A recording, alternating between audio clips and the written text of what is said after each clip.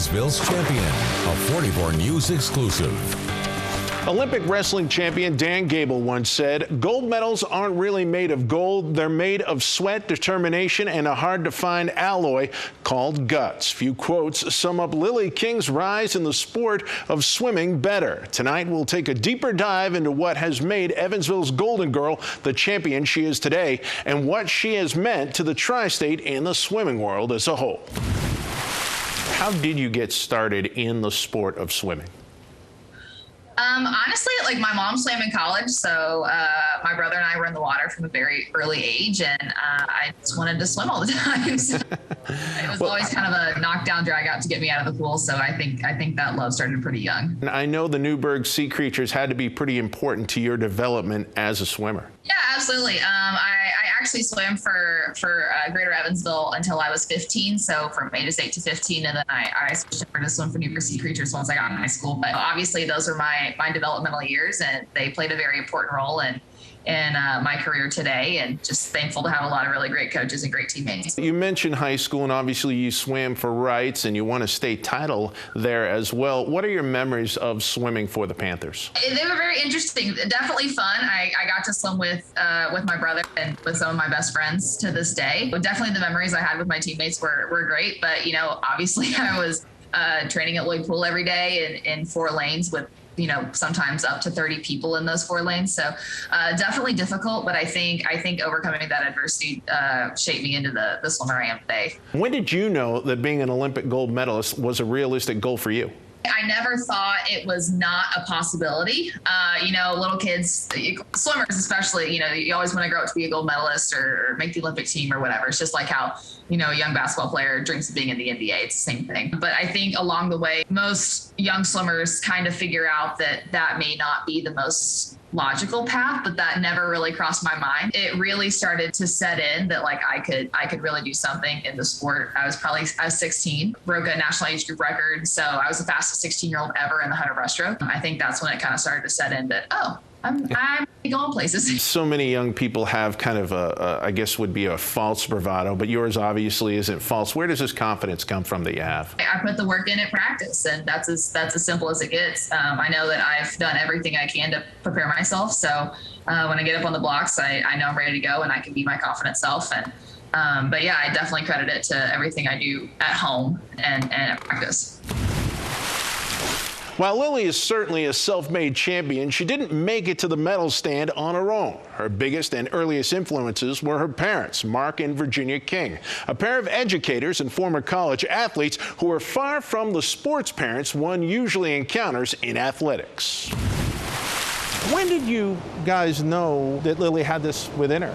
She won a junior national meet and set the national age group record. So at that point, she was the fastest 16-year-old that had ever swam the 100 breaststroke in the United States. She went from saying, if I make the Olympic team, to saying, when I make the Olympic team. And that was a real eye-opener for us. Looking at who you're comparing her to that had come up through the ranks at that time and saying, well, holy cow, she's already better than this person who's been an Olympian, this person who's been an Olympian. And you start to think this is going to become reality for her. Knowing the way that she had trained up to that point to get to that level, we knew that she had a lot more left in the tank in terms of her physical and mental preparation to get her to that point when she was 19. Both of you were college athletes as well. I'll start with you, Mark. Obviously, cross country and track at Indiana State. How much do you think that affects how Lilly took to sports? I think that maybe there might be an impression that maybe if you have parents that are Division I athletes, that you somehow inherit the physical gifts, which there may be some truth to that. From a mental preparation standpoint, the things that we were able to help prepare her for was probably the best help that we gave her on her way up, was that, okay, here's some things to anticipate, here's what to expect, here's how to prepare, as opposed to just inheriting the things that you might think in terms of physical gifts. Ginny, on your side, you actually swam. You swam for Eastern Kentucky and then for Illinois State. Obviously, same sport, same everything. How much do you think Lilly took away from you? I think probably more than I realized. I mean, when we first started, she was swimming summer league at Helfrich Pool. And so it was just something we did together, and she loved being in the water, and it's fun and recreational, but it probably helped in ways that people wouldn't realize, because I swam with a lot of kids in college that were great swimmers when they were 15 and 16, and then they were done. They didn't want to do it anymore. One thing that we did, we really kind of intentionally held her back when she was younger to not be in the water too much and not training too much when she was young, because she still loved it, and we didn't want her to lose that enthusiasm for the sport. So it kind of reverse of what people think, where they think I might have really pushed her and, tried to get more and more and more, and it was actually just the opposite. So in a way, she was kind of a late bloomer by design. Do you think that would be a good way to put it? I think we made a conscious choice to say, it'd be great to be a champion 10, 11-year-old, but if you're thinking about performing on a really big stage, that kid doesn't have to be ready till they're 17, 18. So you've got plenty of years of preparation to get there. There's really not a big rush, and we used to say there's plenty of time for all of that. That does it for the first leg of our race, but when we return, we'll take a look at another major influence in Lily's rise to Olympic glory, her club swim coach, when Lilly King, Evansville's champion, continues. Listen to 44 News anytime by enabling the 44 News Alexa skill. From breaking news to the local forecast, get a quick news brief whenever you want. Just enable the 44 News Alexa skill and ask for your flash briefing. 44 News, dedicated to local news.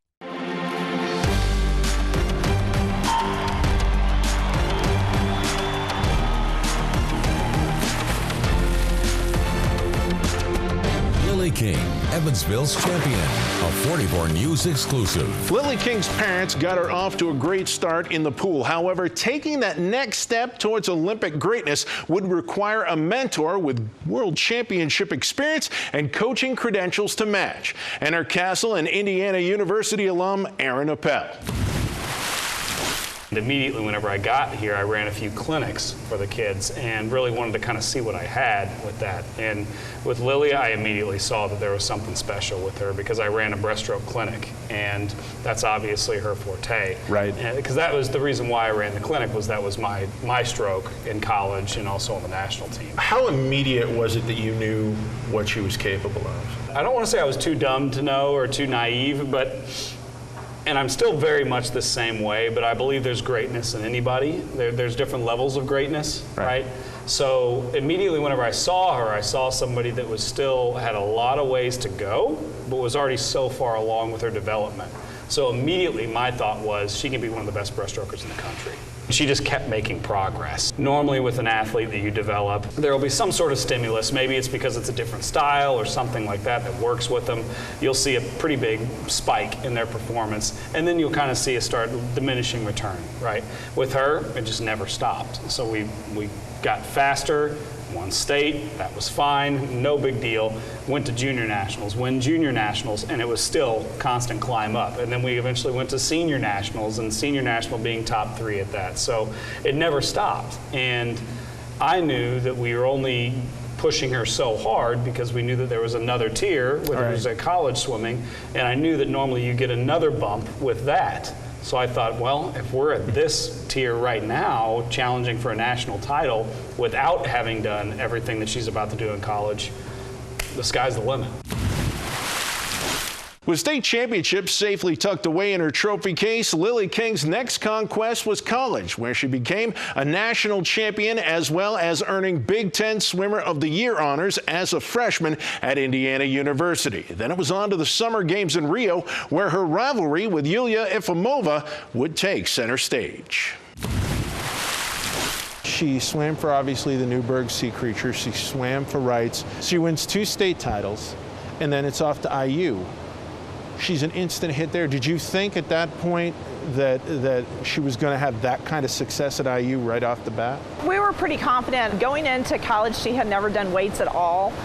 She really had not done significant double practices. She really had never trained at the level that they train at in college, and we knew that going in. She knew that. IU is a very high volume program. That is one thing that we prepared her for, is the first semester is horrible. Like, you're going to be tired and miserable and, homesick and all of that. But the physical side of just being so completely exhausted from just that bump in volume in the pool, we were pretty sure that was going to work out well for her. Freshman of the year, NCAA champion, all those things that go along with her first year there. And the next thing you know, you're hearing about her breaking world records, and oh, by the way, she's going to Rio. She gets to Rio, and I guess the first thing I'll talk about is the finger wag heard round the world, so to speak. What did you think when you first heard about that? It's the first interview that I had seen that she really acted like herself. She's always kind of had that bravado, and you know, she'll say what she thinks when you ask her. The interviews leading up to the Olympics, they were almost staged. You know, everything is nice and rosy. So everything leading up to it, you know, was this kid that we didn't really recognize. And then, you know, when she came out and said, yeah, she's cheating and I don't like that, it was like, oh, that's my daughter, okay. That's her. Like, it sounds so cliche to say it. She is a competitor, like through and through, and she will tell you exactly what she thinks. And I have never in my life seen her back down from anybody. And she'll normally go out of her way to meet up with a rival or a competition. And that's pretty neat to be able to see. So whenever I saw her do that, it made me really proud and excited, but at the same time I kind of thought, ooh, a lot of these people don't know Lily the way that I know Lily. Generally speaking, we were trying to keep our phones turned off while we're at the meet because we just want to watch the races, right? So then I flip my phone back on and it's just, my phone's exploded. And I've got a friend that says, look, you got to check Twitter. I'm like, okay. And I turn on Twitter and my daughter's trending on Twitter. I said, what happened? But I just knew going into the final that, you know, just thinking, you know, I hope she does well, of course, as her dad, but then also as her dad, I'm thinking, boy, if she comes up short tonight, this is going to be really rough for her because she's going to look like a poor sport or a bad loser or what have you. And of course, she did end up winning. What were the emotions for you as she's standing on that podium with the gold medal? We're Olympic junkies. Just seeing Ali light the torch in Atlanta, you know, we can watch it today and just start sobbing, both of us. And we're at the Olympics and our kid is standing on the top of the podium and the USA flag is going up. No emotion Nothing. from either one of us. We're looking at each other like, what is wrong with us? We just really thought she was going to win all along. That's not something that we necessarily have thought, you know, every time she races, but her confidence going in was so high, she just felt like she had it. And the funny thing now is whenever I'm at any event now and the national anthem is played, I always think of Lil. And you know, when it happened in real time, it was like, oh, okay, you know, it's one of those. So, but it's just funny how that moment, you know, we were just completely almost nonchalant about it. Well, she ends up winning 2 gold medals, because obviously the 4x100 medley as well. Leaving Rio, what was kind of the feeling as you guys left? My phone blew up and a lot of media was contacting us and a lot of requests for Lily's time, which was not something I don't think we really thought about. You know, can she be here? Can she do that? And you know, she's going back for her sophomore year of college. So, I mean, she got back from Rio, and I think she landed in Indianapolis, and she went straight to Bloomington, and I think she had classes the next week. So there was really, you know, no time for her to decompress. With social media, you're trying to protect your kid, because there were a lot of folks out there who said some really awful things about her. So as a father, you're spending a lot of time on social media trying to deflect some of that, trying to answer for that, and sometimes contacting social media and saying, hey, can you take this down? They're calling her every name in the book, and especially right now, you're seeing a lot of media right now about mental health of elite athletes, and you know, the fact that social media is out there and you can get to an athlete, you know, just like that. Was a lot of it just because of the rivalry with Efimova? Yeah, a lot of it had to do with the rivalry, and some of it came about just because she said something. You know, there's some folks that, you know, feel like the Olympics should be this pure competition, Olympic spirit and all those things, but you know, at the heart of it, it's still a competition, and the folks who are at this level are just as much elite as you would think of for elite baseball, basketball, football. I think the difference to that is that, you know, if you're a professional basketball player, football player, baseball player, you know, if you're in a team sport, you have a group of people around you to protect you somewhat. You have an agent, you have, you know, someone that manages the team, that takes care of your physical needs when you're on the road. She was a 19-year-old college kid. She didn't have that. We're coming back and moving her into her apartment. You know, we've got people, you know, making threats to her. We were just so ill-prepared, I think, for all of it. And, you know, she was not prepared for the, you know, kind of the instant fame, you know, when she came back. That completes the second leg of our journey, but up next, we'll take a look at Lilly King's influence and legacy right here in the Tri-State when Lilly King, Evansville's champion, returns. Stay one step ahead with the Storm Team 44 mobile app. Check current conditions and get pinpoint alerts before storms strike. See hour-by-hour forecasts for your town and get real-time lightning alerts when storms enter your area. See something you want to share? Send your weather photos directly to Storm Team 44 with just a few taps. Go to WEBV.com to download the Storm Team 44 mobile app today. Storm Team 44, tracking the weather where you live.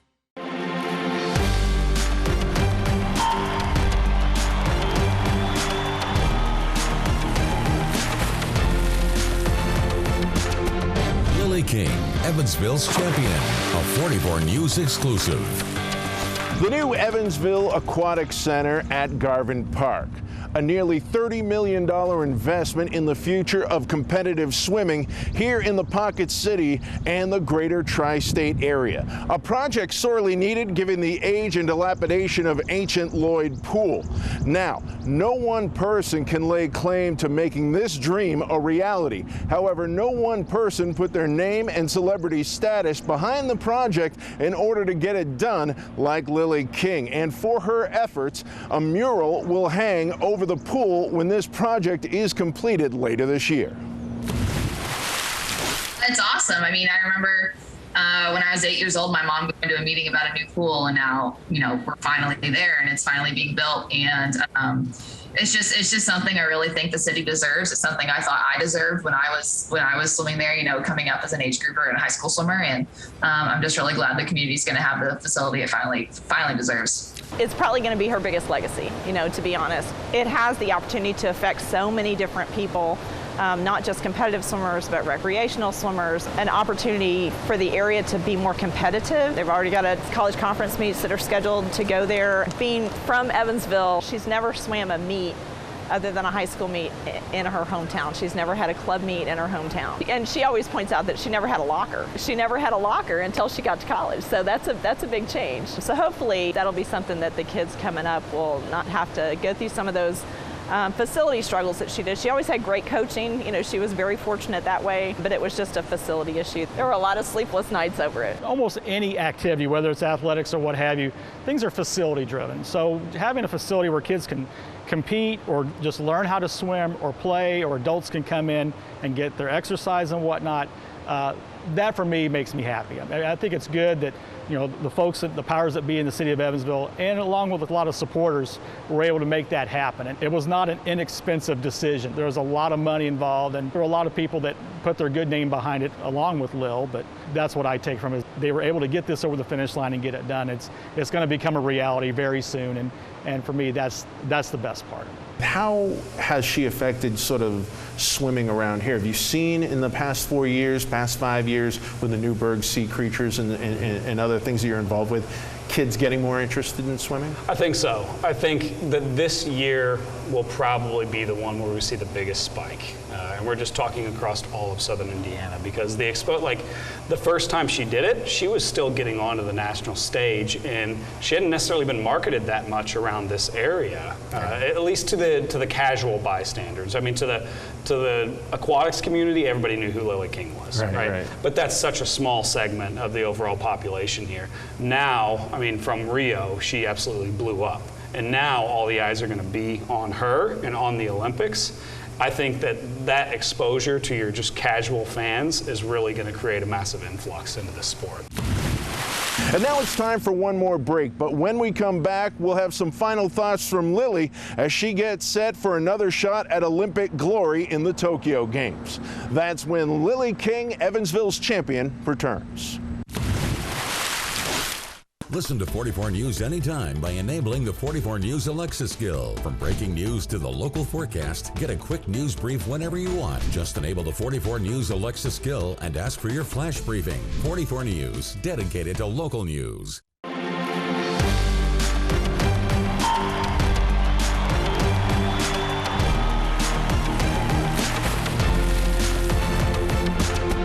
Lilly King, Evansville's champion, a 44 News exclusive.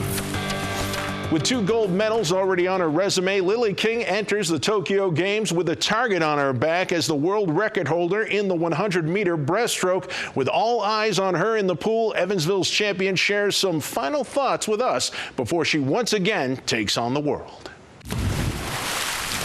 What is your reaction right now to the Olympics actually going to be going forward this year? Good with it. Obviously, it's been a very long 5 years since Rio, so just looking forward to finally being able to compete at the Olympics again. Well, what was last year like for you with the Olympics and really the sports world as a whole all being put on pause thanks to coronavirus? Yeah, it was just really strange, honestly. Just, all of a sudden not having a place to swim and not having a meet to train for, and having to find different pools to swim at, and even swimming in a pond at one point. So definitely a very strange year, and almost like my first summer vacation, I think, ever. So it was definitely a little strange. Well, what's your mindset going into Tokyo? Swim fast, win some medals. It's pretty simple. Just show up and do my job, and I know everything's going to turn out just fine. What does Evansville and the tri-state as a whole mean to you? It's awesome. Definitely, I brag about coming from humble beginnings, and I think, the Evansville values have really showed through in that. Just, I'm a blue collar kid. I come in and work hard to get the job done. I go home and that's as good as it gets. So definitely, my values definitely come from Evansville for sure. The Tokyo Games begin later this week, and Lilly King will begin her ascent back to the top, competing this weekend. And of course, the entire tri-state will be cheering her on. For all of us here at 44 News, thanks for watching. Lilly King, Evansville's champion, a 44 News exclusive.